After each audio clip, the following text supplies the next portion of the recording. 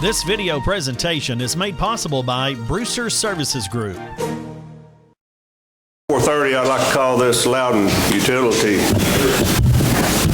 Board meeting to order.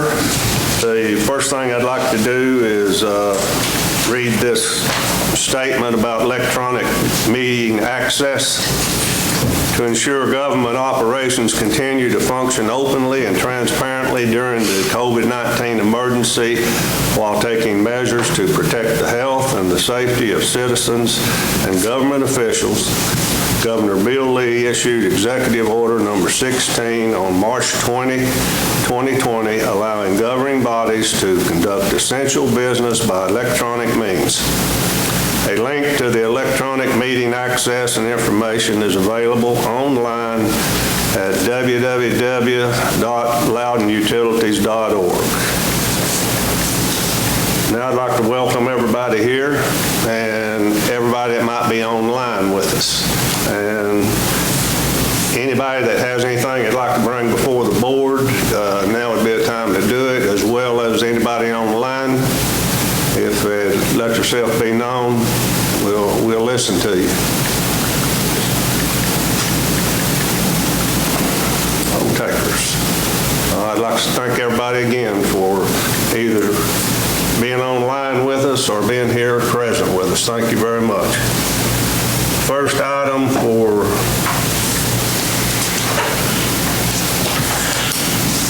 board today is approval of the minutes from May 26, 2020.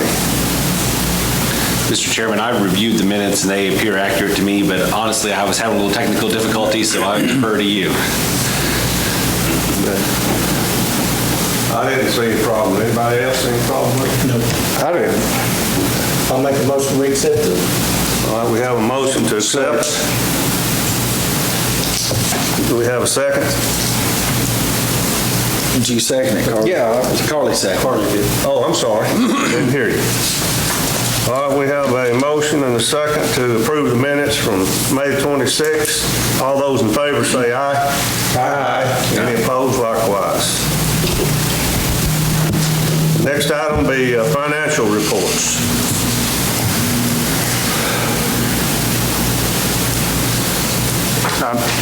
Mr. Chairman,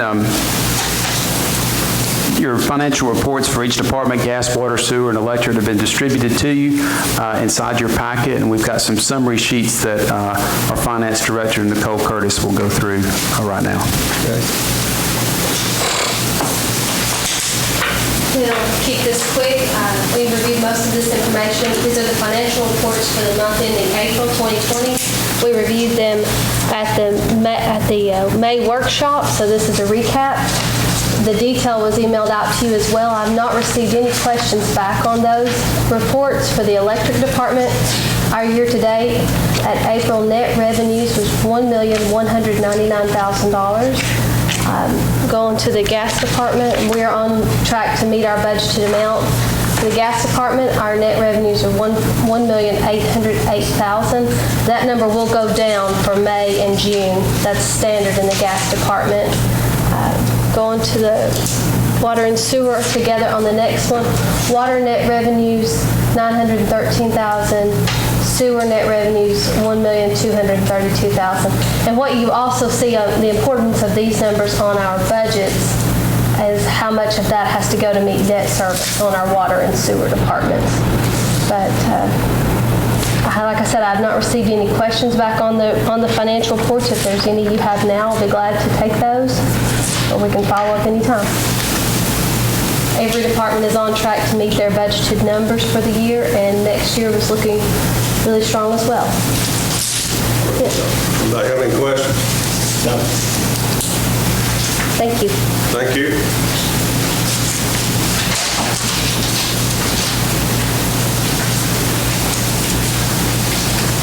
Well, we need a motion to accept the financial report. I'll make a motion we accept the financial report. Second. And we have a motion and a second to accept the financial reports. All those in favor say aye. Aye. Any opposed, likewise.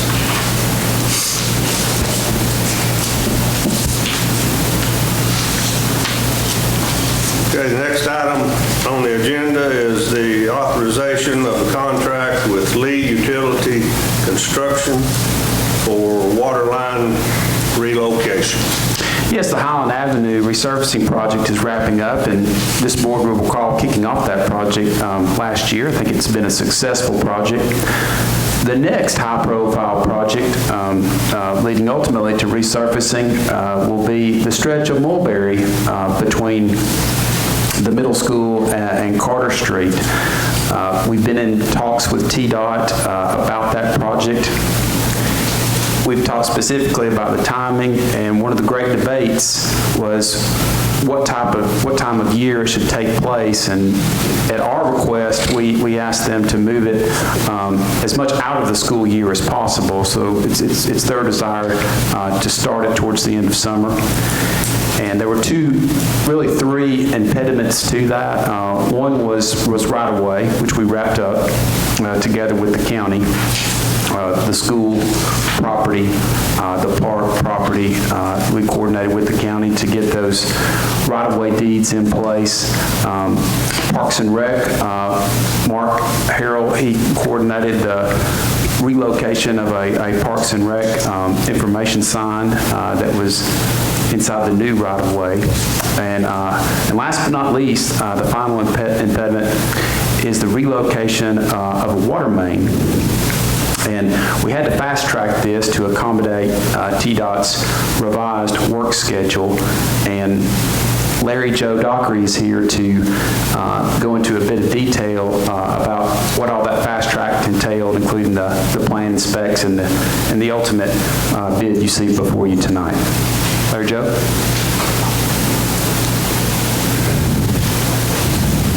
Good evening. Afternoon. Hello, Larry. Yeah, the graphic you see in front of you shows a blue line. That blue line represents the existing water line that is currently in service. And this water line, as you drive now, resides on the edge of pavement. And so the TDOT project will add a turn lane. So the turn lane will make the existing water line be in the travel path where we drive northbound on the highway there. So TDOT rules require us to relocate the water line to outside the lane of travel. And so we got together and engineered a bid package for this project, and got approval from TDOT to make this water line, coordinated with our electric department to make sure that we didn't have any, what's the word I'm looking for, complications or coordination issues, fighting for the right to put our utilities in the same spot. So we're good there. And then overall, the line will connections along that line are also included in this. So if you look on the top of your screen, you'll see the O'Reilly's and the other houses, all of their services have to be redone with this water line also. So we have to bore under the road, under the highway, to put those in. So, and this encompasses all of that work.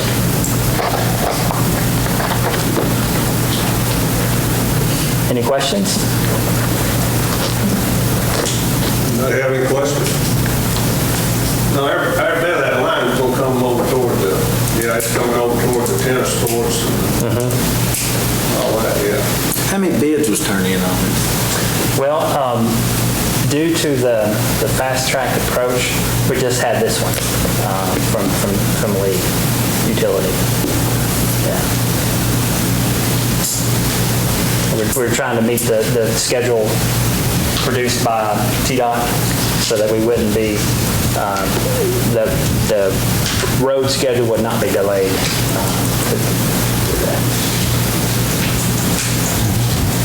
take responsibility for that too. Under the purchasing policy that you passed, this was funneled through emergency procurement due to the fast time frame.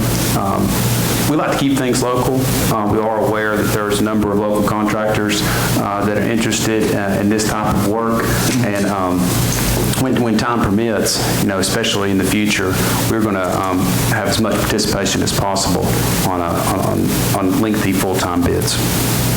I can assure you that.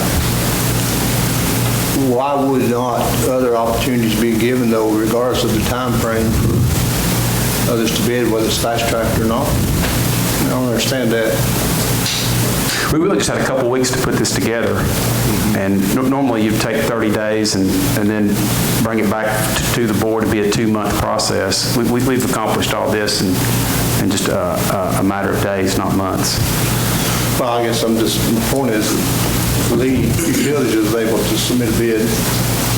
You're just saying there's no other competitor out there that would have been able to do it in the same time period, is what I'm hearing. And I just hard to understand that. Yeah, in discussions, We make notification out and make it clear we need it in 8 days. If they're interested in bidding, may not be nobody else interested. That's the only point I'm making is, did we actually ask somebody else? And I didn't hear that we did, because we assumed that this fast track would eliminate anybody else from having a time frame acceptable for them to be in. I don't know. and I heard that we didn't either, and I knew that would be a rub in the community. I take responsibility for it, and then we will press forward and do better going forward.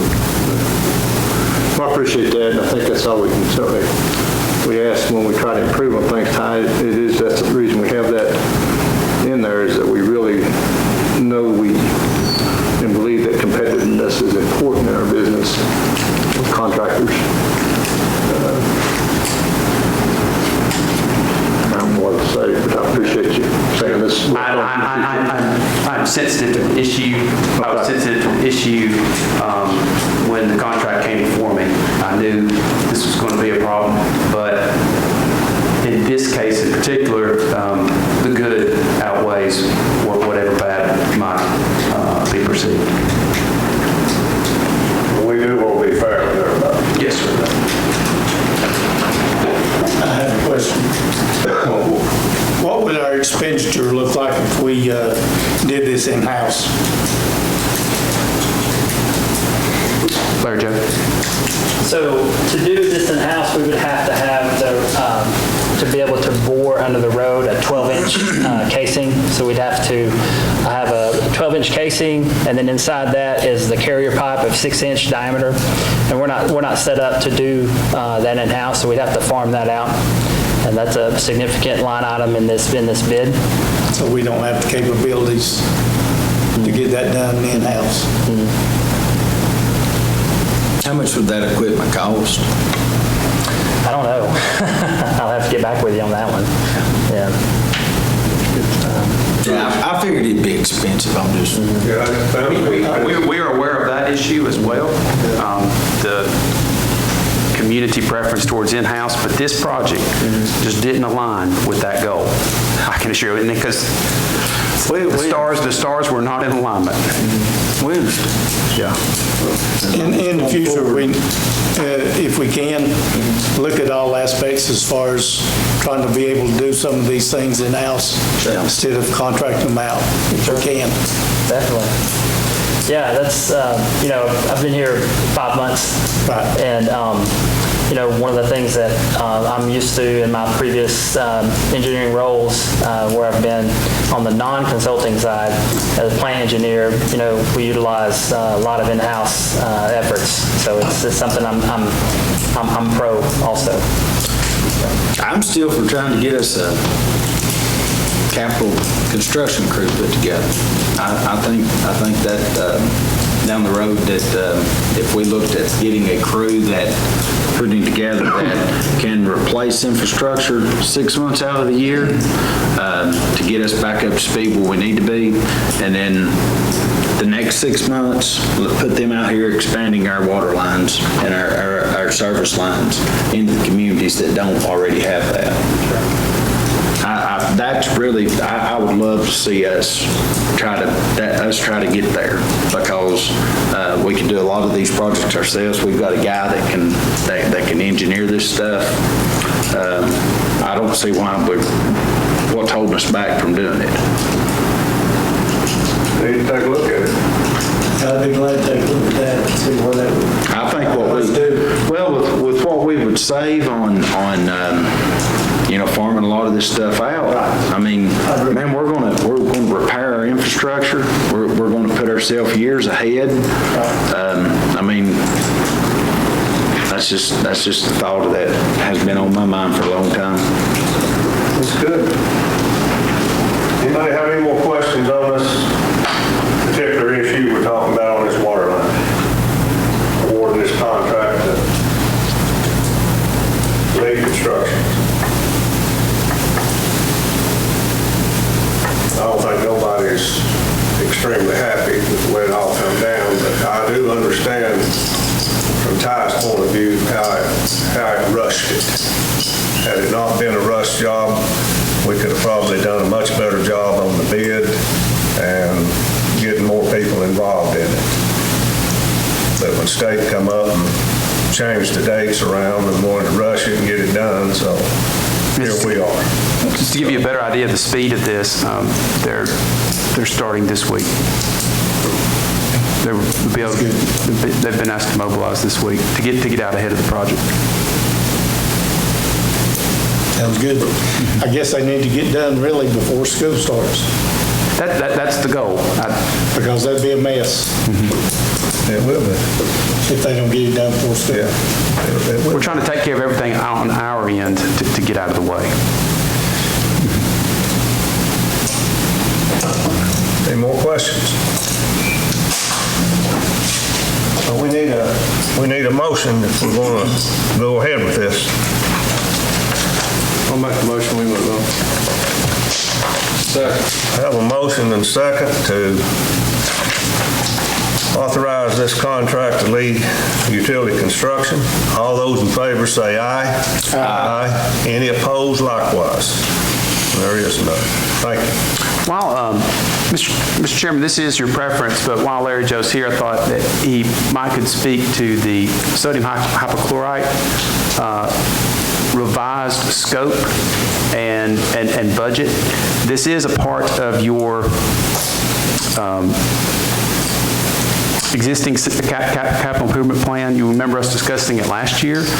You remember it coming in at the $750,000 range. Well, as we got into it and we got some numbers back, the cost exceeded that. And that was a problem, because when costs exceed estimates, we have to return to this board and then explain ourselves. And Larry, just in his short time here, has helped us out and helped bring that cost down. And I'd like for him to, explain that project and the revisions that took place. Sure. Nicole, do you have the overall slide? So this is just an overall graphic of our wastewater plant.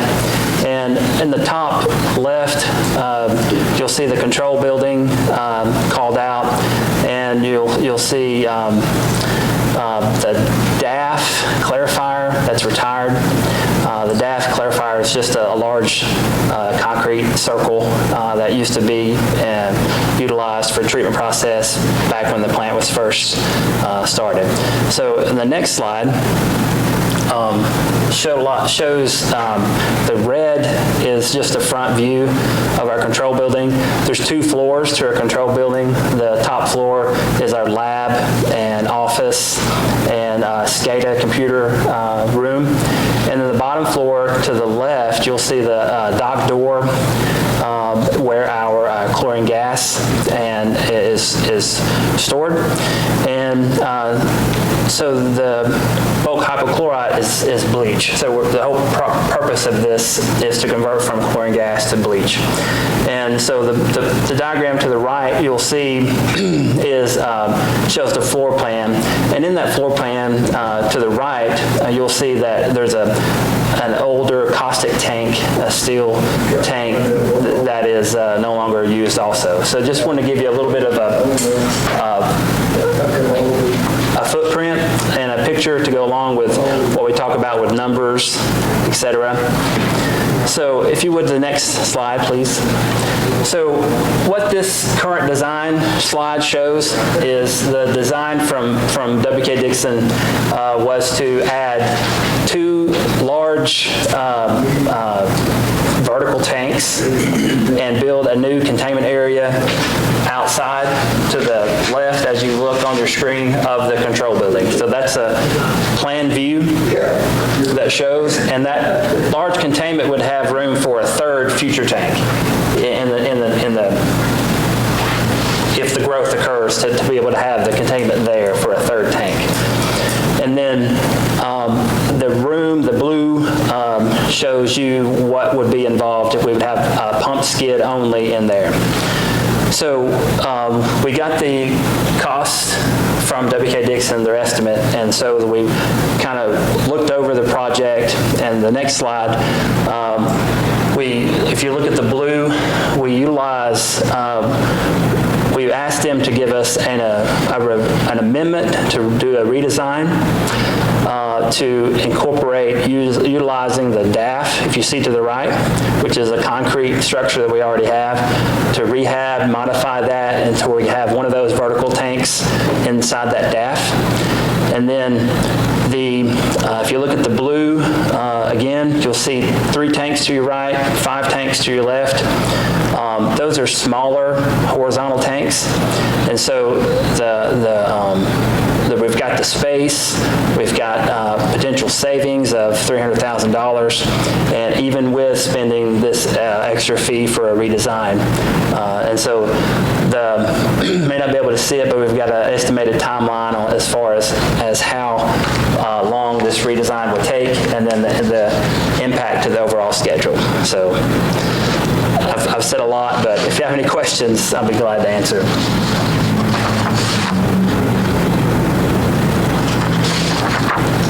It was a big help to us to bring this project back inside the original budget scope and still accomplish the same outcome. So we appreciate Larry Joe's help, Ed Dalmay, John Davis, and of course W.K. Dixon for working with us to accomplish this redesign.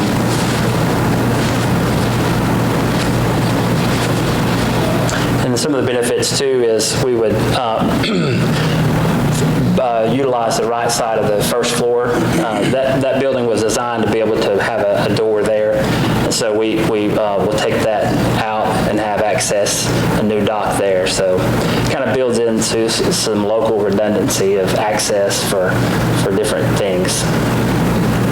Anybody have any more questions? Larry? Thank you, Larry. Yeah. Appreciate it. Thank you.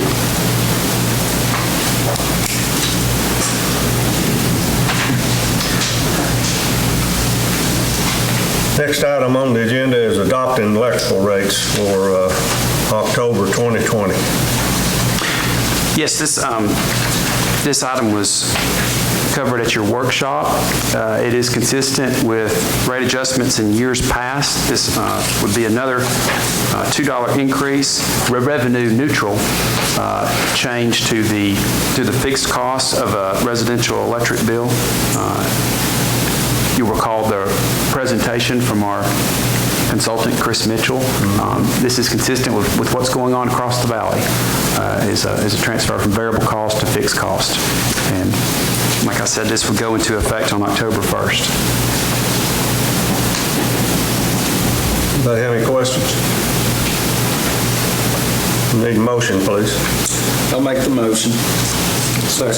Have a motion and a second to adopt electrical rates for October 2020. All those in favor say aye. Aye. Any opposed, likewise. Next item is approving the operating budgets for 2021 fiscal year. Yes, we have complied with this board's desire to present revenues and expenditures out for an extended 3-year period through 2024. It's not perfect, but it's a great start. It's a great template and an ongoing tool that we can use to help carry the organization forward. And we just I want to thank Nicole Curtis and her team, for putting this together. This is something that will outlive all of us, in our term of service here, and be, again, a valuable tool going forward.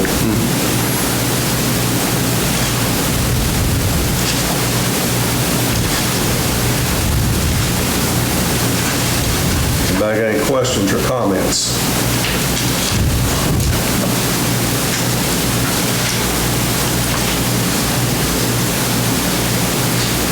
Need a motion, please. I'll make a motion, we accept the operating budget. Second. Have a motion and second to approve the operating budget for 2021 fiscal year. All those in favor say aye. Aye. Any opposed, likewise. Now, the next one is approving the capital budget for 2021 fiscal year. Yeah, along with your operating budget comes your capital budget. Really two new items. Of course, there's the redesign that Larry Joe Dockery just went over with you, but another addition, line item expenditure we would like to add to the CIP plan is the new roof and insulation at the Operations Center. That cost estimate is $175,000. We'd like to go ahead and make that project more concrete, and some other items we discussed, we would like to bring those to you piecemeal, vet them with you further, along with quotes and specifics that we can secure from contractors. So the plan is to basically carry those forward on a piecemeal budget amendment style approach as we get into it. But we would like to start with the roof and accomplish that before the cold weather months. What'd you say that price was on that roof? $175,000 is our most recent quote. Okay. And that roof's good for how long did they say? 25 years, 30 years? 20. 20?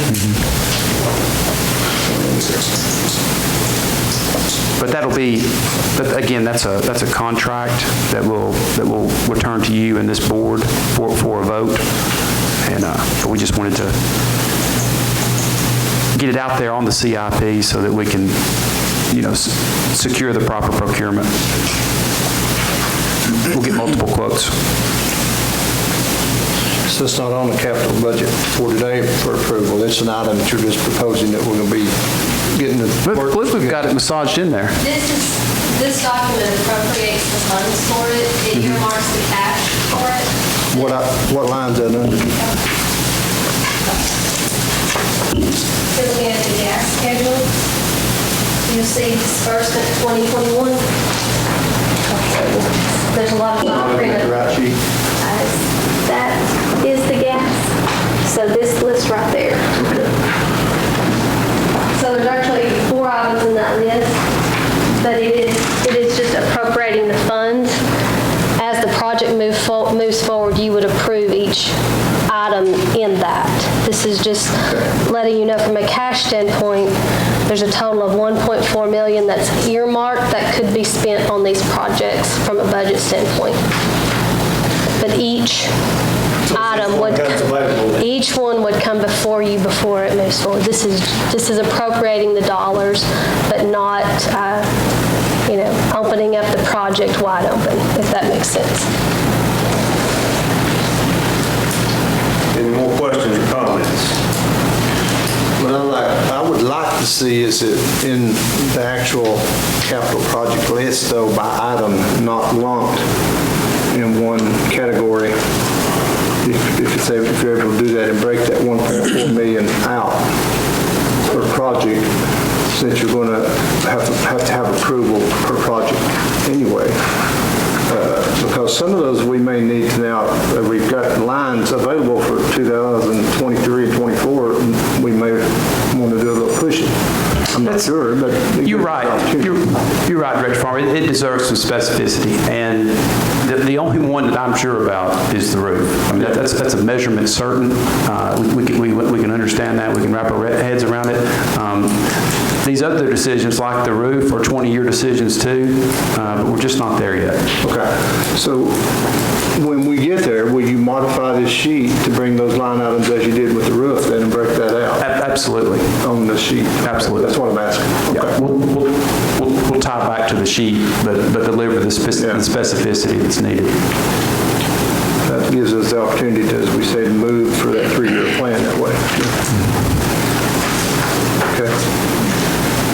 Anybody else? Questions or comments?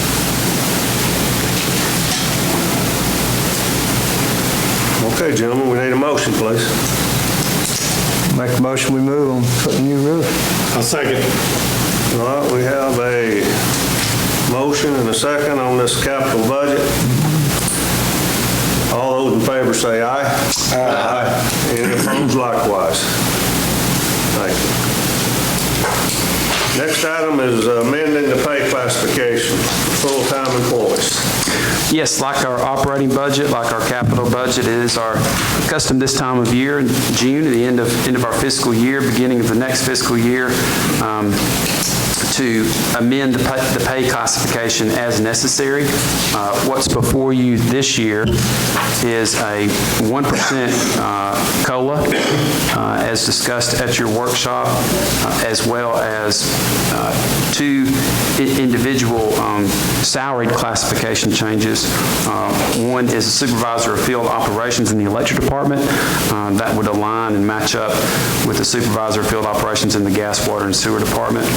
And our assistant environmental engineer becomes an environmental engineer, and that's more due to the education that Ed Adame recently took on, and the growth and development of his professional career.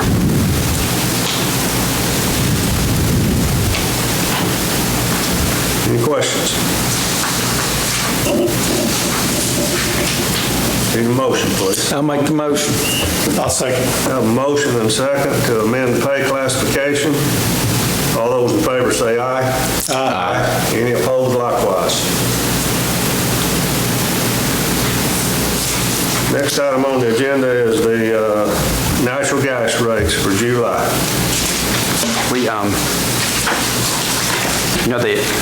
The natural gas folks I talk to tell me that the gas prices are in the toilet, and you can see here, you can recall gas rates per 100 cubic feet being in the dollar teens, and now here we are for July 1 at 97 cents. I'll also tell you that the Black Belt agreement, long-term gas purchase agreement with Kimberly-Clark, is held up by these low gas prices. The market just doesn't have the price where it needs it to make a long-term deal like that work. So the document stack is sitting idle.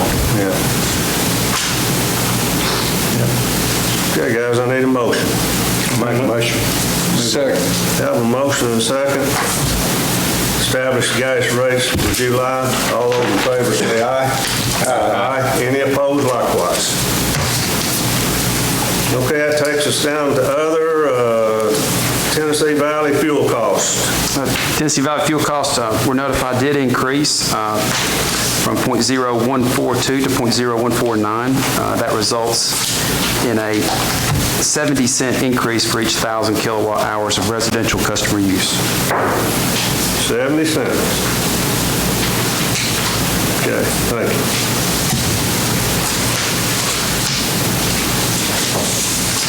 Okay, Manager Ross, you have anything else for us? No, sir. It's been a heck of a year. 2020,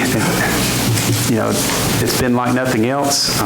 Glad we're moving on to a new fiscal year. I hope the rest of the calendar year, the second half of the calendar year, is better than the first half of the calendar year. It's been quite eventful. It sure has. Director McCaffrey? Director Dixon? I'm good. Director Palmer? Director Watson? I'm good. This meeting is adjourned. Thank you all for coming. This video presentation is made possible by Brewster Services Group.